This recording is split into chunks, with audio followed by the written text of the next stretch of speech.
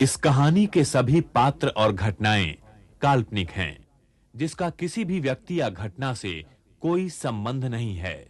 यदि किसी घटना के साथ इसकी समानता होती है, तो इसे मात्र एक संयोग कहा जाएगा।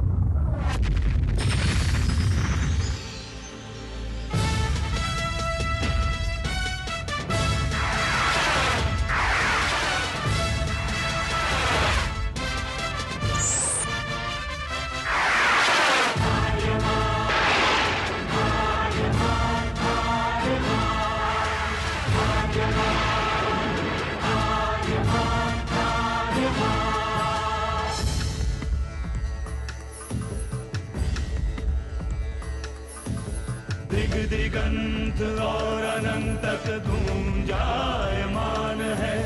ब्रह्मनाद है विधि का वो अटल विधान है। धर्म की अधर्म पर विजय का वो प्रमाण है।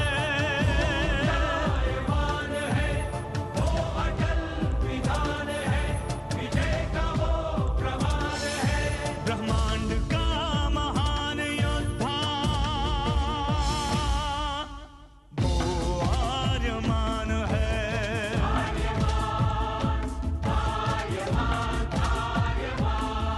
ब्रह्मांड का महान योद्धा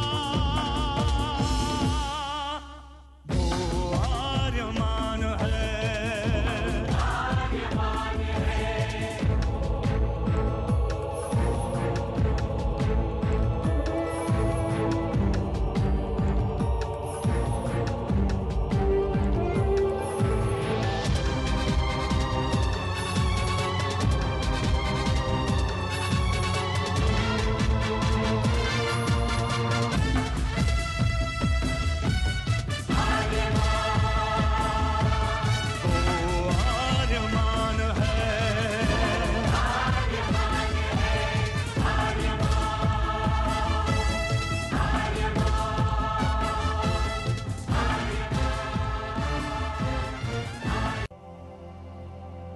अनंत असीम ब्रह्मांड, अद्भुत विशाल विराट, जहां असंख्य आकाश गंगाएं प्रतिक्षण बनती रहती हैं, मिटती रहती हैं। हर आकाश गंगा में होते हैं अनगिनत तारे, अनेकों सूरज, और सूरज के साथ होता है अपना सौर मंडल, जिसमें रहते हैं अनेकों ग्रह। न जाने कितने सूरज चमके और बुझ गए, न जाने कितने तारे चमके और खो गए, न जाने कितने ग्रह, कितनी पृथ्वियां, कितनी सभ्यताएं बनी, बढ़ी और खो गई समय की इस अनंत धारा में। इन्हीं अनजानी परंतु अमर गाथाओं में से एक है महागाथा ब्रह्मांड के योद्धा आर्यमान की। बहुत समय पहले पृथ्वी से लाखों प्रकाश वर्ष दूर आर्याना आकाश गंगा में एक ग्रह था, थार।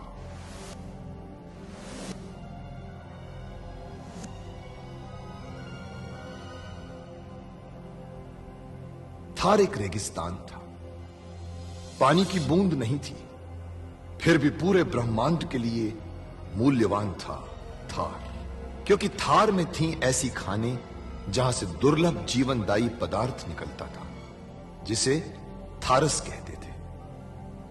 यह किसी भी ग्रह की जहरीली से जहरीली हवा को भी रासायनिक प्रक्रिया से प्राणवायु बना देता था, जीने के लायक बना देता था। कहावत थी, थारस जिसके वश में, पूरी आकाश गंगा उसके वश में। आर्याना आकाश गंगा की संरक्षक संस्था ओमियान के नियमों के अनुसार थारस को कोई भी व्यक्ति अपने वश में नहीं कर सकता था। यहां तक कि थार ग्रह का राजा जारांत भी नहीं। राजा होते हुए भी जारांत अपना राज्य गणतंत्र प्रणाली से चलाता था। खानों से निकलने वाले थारस का 25% भाग ही थार ग्रह के हिस्से में आता था। बाकी का हिस्सा ओसेक अंतरिक्ष संगठन में चला जाता था। ओसेक आरियाना आकाश गंगा के व्यापारियों का संगठन था और जिसका संचालन अंतरिक्ष में बनाए गए एक कृत्रिम ग्रह ओसेक से होता था। मगर ओसेक संगठन में कई व्यापारी ऐसे भी थे जो अति महत्वाकांक्षी थे, जो पूरे ब्रह्मांड में अपना आधिपत्य स्थापित करना चाहते थे। परंतु जब तक ओमियान था तब तक कोई कुछ नहीं कर सकता था। ओमियान अंतरिक्ष के लोगों की संरक्षक संस्था थी जो अंतरिक्ष के निवासियों के हितों का पूरा ध्यान रखती थी और अपनी शांति सेना के द्वारा संपूर्ण ब्रह्मांड में शांति और व्यवस्था बनाए रखती थी। इसी ओमियान संस्था का अध्यक्ष था महान होशिंग। होशिंग जिस ग्रह पर रहता था उस ग्रह का नाम था गुरुक्षेत्र, जहां आज छिड़ी हुई है एक महाजंग। अनंत असीम ब्रह्मांड, अद्भुत विशाल विराट, जहां असंख्य आकाश गंगाएं प्रतिक्षण बनती रहती हैं, मिटती रहती हैं।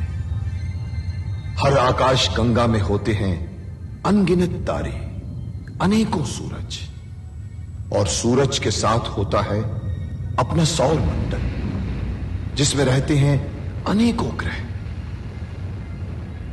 न जाने कितने सूरज चमके और बुझ गए, न जाने कितने तारे चमके और खो गए, न जाने कितने ग्रह, कितनी पृथ्वियां, कितनी सभ्यताएं बनी, बढ़ी और खो गई समय की इस अनंत धारा में। इन्हीं अनजानी परंतु अमर गाथाओं में से एक है महागाथा ब्रह्मांड के योद्धा आर्यमान की। बहुत समय पहले पृथ्वी से लाखों प्रकाश वर्ष दूर आरियाना आकाश गंगा में एक ग्रह था, थार। थार के राजा जारांत को पहली पत्नी नासा से कोई संतान नहीं थी, इसलिए उत्तराधिकारी पाने की आशा में वो जाबो ग्रह की राजकुमारी रासा को दूसरा विवाह करके थार ले आए।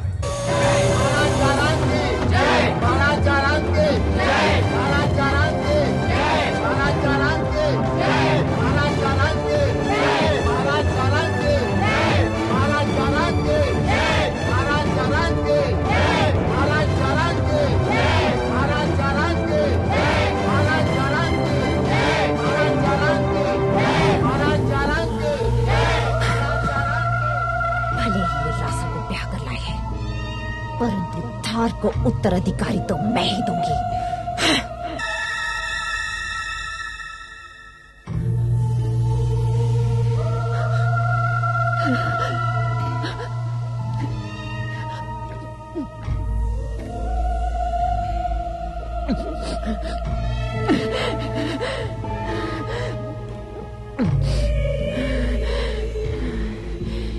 शुक्रांत, यदि मेरी संतान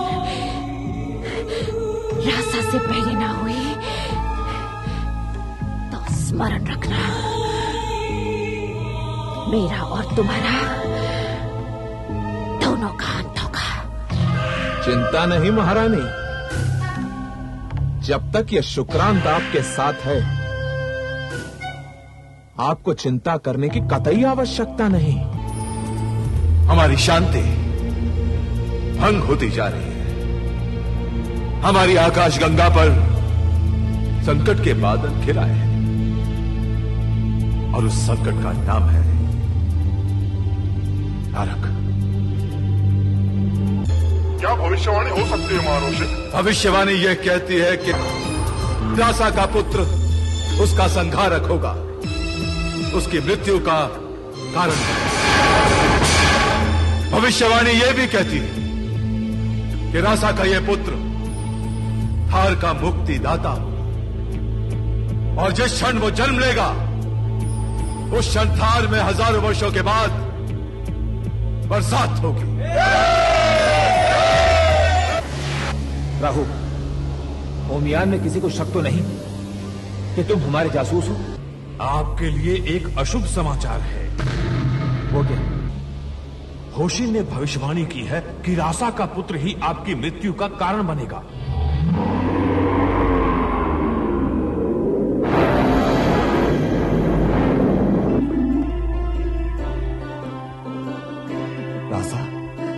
रासा क्या है सच है? हाँ महाराज। रासा, ये थार का भविष्य है। मैं आज बहुत प्रसन्न हूं रासा। बोलो क्या मांगती हो?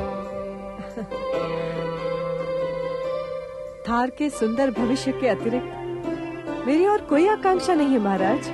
तुम अद्भुत हो रासा, बहुत ही अद्भुत। हाँ, किंतु आपके राज्य कर्मचारी तो मुझे अपराधी समझते होंगे ना? वो क्यों? जब से मैं यहाँ आई हूँ आप अपना अधिक समय राज्यसभा में नहीं मेरे कक्ष में बिता रहे हैं। ये परिहास का समय नहीं है महाराज। आप शीघ्र ही सो जाइए ताकि प्रातः राज्यसभा में उपस्थित रह सके। मैं प्रकाश बुझा देती हूँ।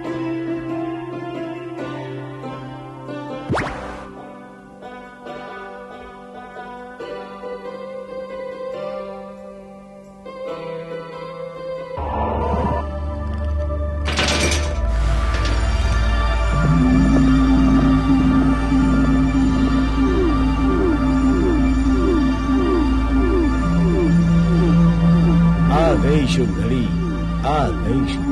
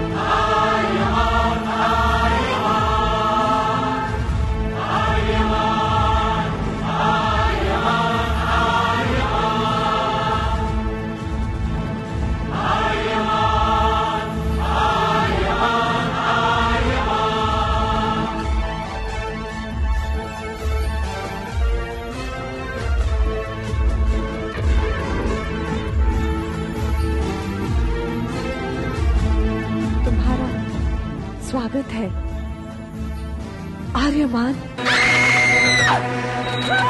दवाई दो,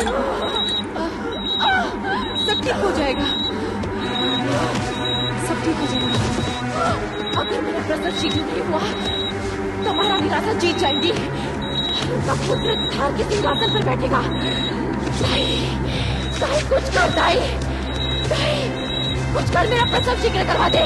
महाराज जारान की जय हो। महारानी नासा को प्रसव नहीं हो रहा है, वो अभी तक प्रसव पीड़ा में है। शुक्रांत, महारानी रासा को प्रसव पीड़ा शुरू हुए पर्याप्त समय हो चुका है। मुझे चिंता हो रही है। महाराज, मेरी गणना कहती है कि महारानी नासा के गर्भ से कोई महान आत्मा जन्म लेने वाली है। और महाराज, महान आत्माएं आने में समय तो लेती हैं।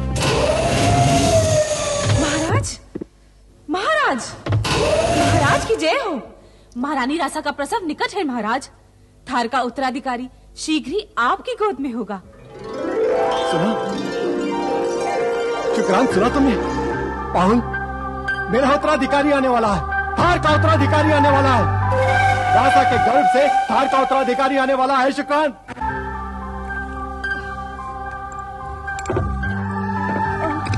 लीजिए, दवाई पी लीजिए महारानी।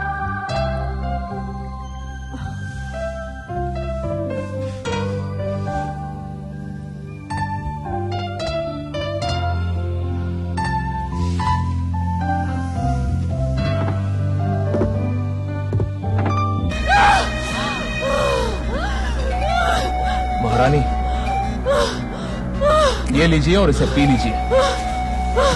रासा से पहले आपका प्रसव होगा, यह शुक्रांत का वादा है। लीजिए।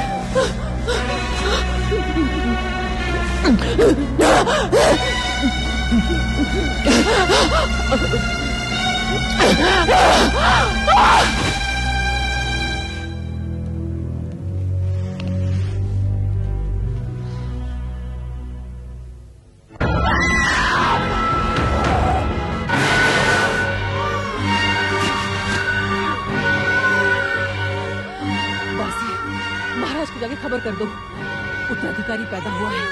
जी जी। दाई, दाई मेरा बच्चा कहाँ है? दाई मेरा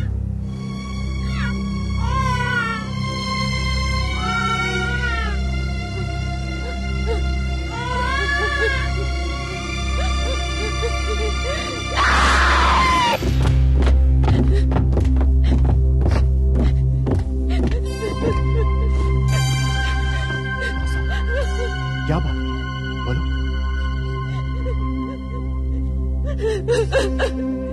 बच्चा तो जीवित है ना?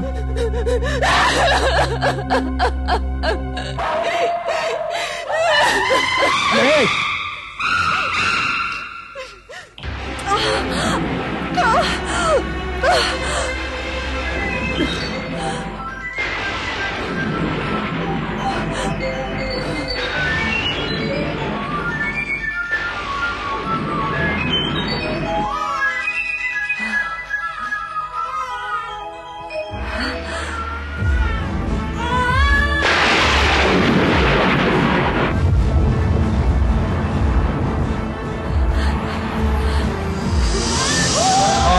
मुक्तिदाता पैदा हो, मुक्तिदाता थार का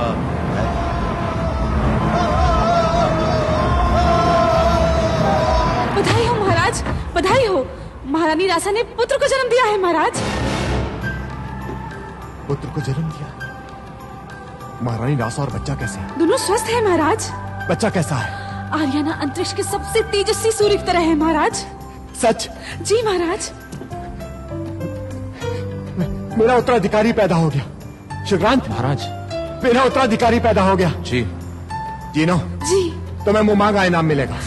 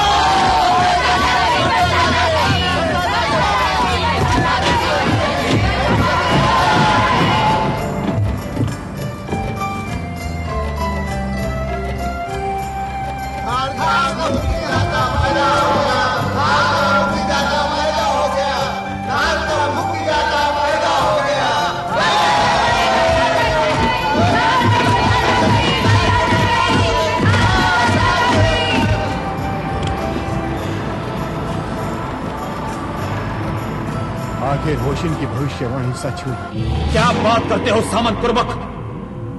नासा के पुत्र के जन्म का समाचार तो मेरे सामने आया था। रासा के पुत्र की तो कोई बात ही नहीं हुई थी। आपके जाने के बाद रासा ने भी एक बच्चे को जन्म दिया। थार में, कुरुक्षेत्र में खुशियां मनाई जा रही, और यह सूचना हमें किसी और ने नहीं, अभियान से हमारे गुप्तचर राहु ने भेजी। तो ये सूचना राहु ने भेजी है? जी। अगर ये सूचना राहु ने भेजी है तो ये सूचना गलत नहीं हो सकती। सामंत कुर्बक, हमें शीघ्र से शीघ्र उस बच्चे को समाप्त करना होगा, क्योंकि होशिन की भविष्यवाणी के अनुसार रासा का पुत्र मेरा संहारक होगा।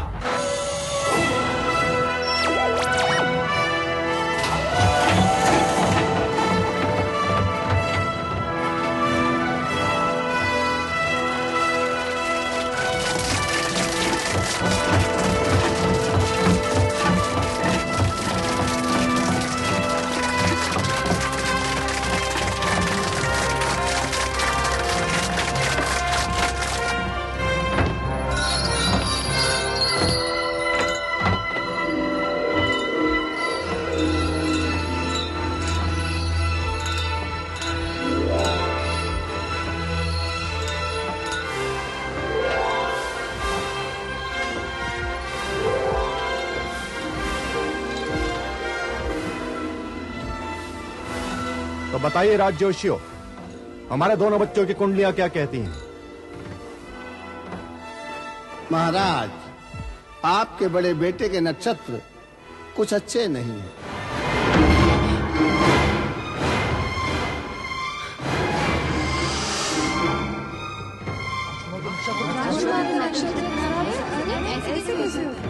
उसका जन्म थार के लिए अमंगलकारी है। अमंगलकारी? झूठ झूठ बोल रहे हैं आप लोग। यदि महाराज आपको हमारी गणना पर विश्वास नहीं तो आप किसी से भी गणना करवा सकते हैं। महाराज जारांत को होशिन का प्रणाम। प्रणाम महान होशिन। आप अचानक? पता था मुझे कि निमंत्रण नहीं भेजा जाएगा, परंतु आना आवश्यक था। बहुत शुभ है थार के लिए आपका छोटा पुत्र।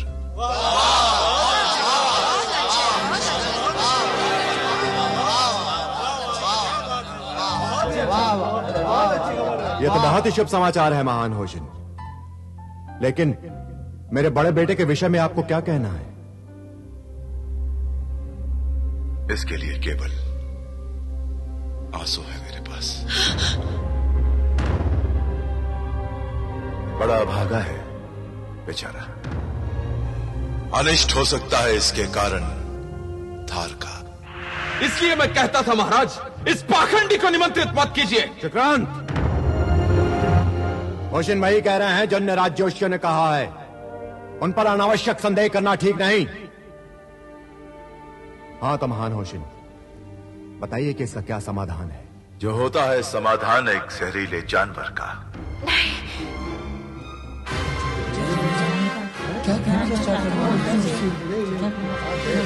मैं महान होशिन से सहमत नहीं हूँ महाराज।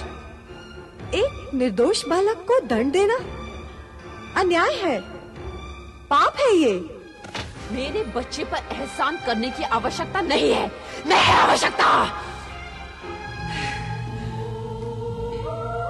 जो कोई भी मेरे बच्चे को स्पर्श करेगा उसका हाथ काट दिया जाएगा। परंतु महारानी नासा, ये थार के भविष्य का प्रश्न है।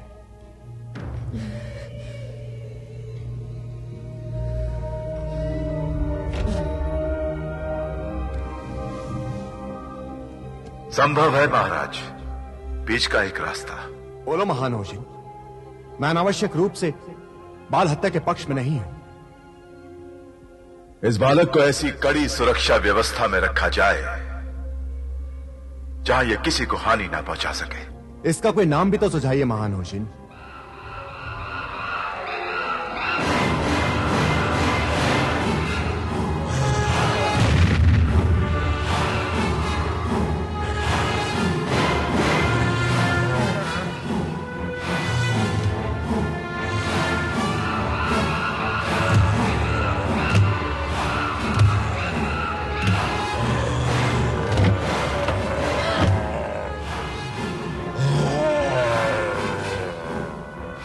ये कैसा विकृत बालक है?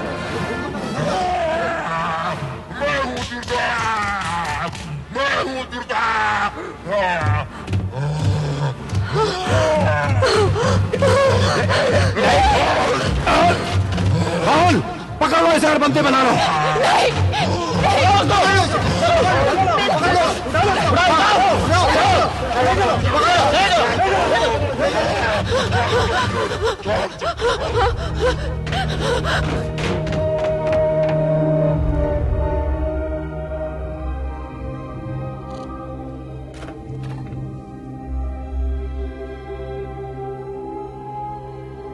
आज के इस खुशी के अवसर पर जो कुछ भी हुआ उसके लिए मुझे बहुत खेद है। इसके लिए मैं आप सबसे क्षमा चाहता हूं।